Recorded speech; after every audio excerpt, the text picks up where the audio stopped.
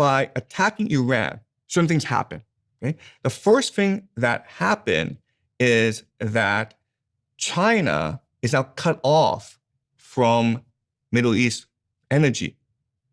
China receives anywhere between 50 to 6% of its energy needs from the Middle East. Not just Iran, but also Qatar and Saudi Arabia.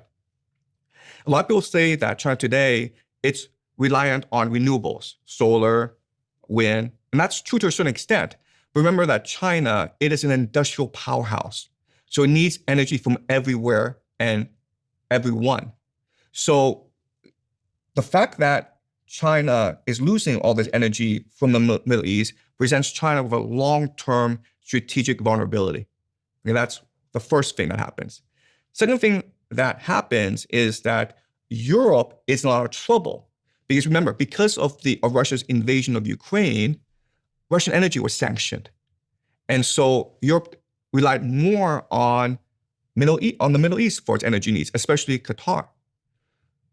And now Europe has lost all of this oil.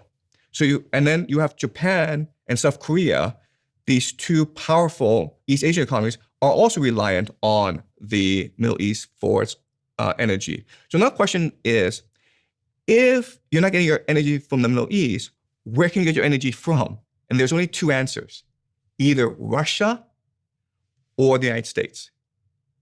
Russia is at war. And what's happening is the Ukrainian drones are attacking Russian oil refineries and export hubs.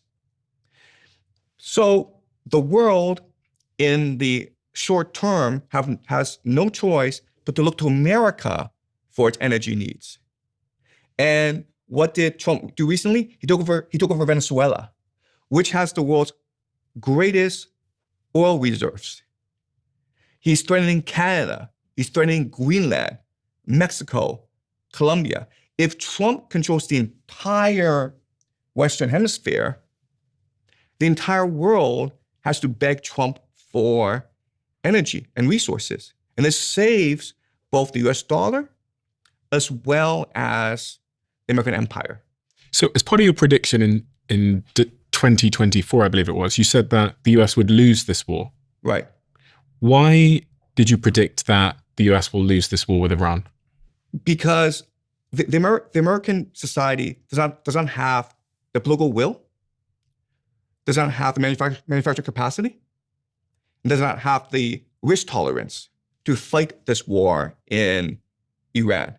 Basically, America wants to fight this war as cheaply, as easily, and as quickly as possible, right? So Trump really thought that, if I sent my airplanes to strike Tehran and kill the Ayatollah, they would just surrender.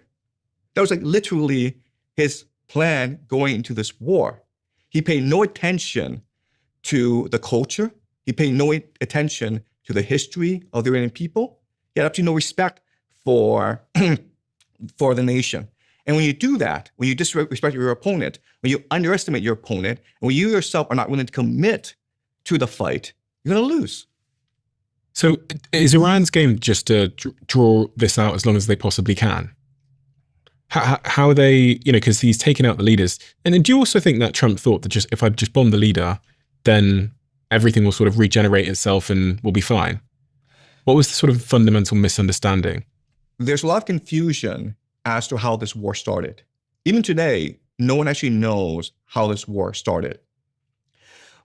But I think that Trump, given his personality, he was convinced that if he killed the leadership of Iran, then they would have no choice but to surrender. And his proof of concept was, of course, on January 3rd of this year, Delta Force went into Venezuela, kidnapped Maduro, and they completely surrendered. So in Trump's mind, he wanted to replay the Venezuela scenario. And he didn't realize that Iran is fundamentally different from Venezuela. The short answer is he is a reality TV star. He thinks in terms of optics. He doesn't think in terms of geopolitical strategy. The long answer is that the American military has become a very corrupt and insular institution that is trying to generate as much congressional funding as possible in order to fund the military-industrial complex. Did he think that he was going to bomb Iran, the people would rise up, they would elect a new government, and that would be that, and then he could control Iran? That's exactly what he thought.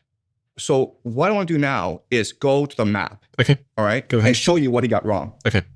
All right. So this is a map of the Middle East. And the first thing to notice about this map is the topography.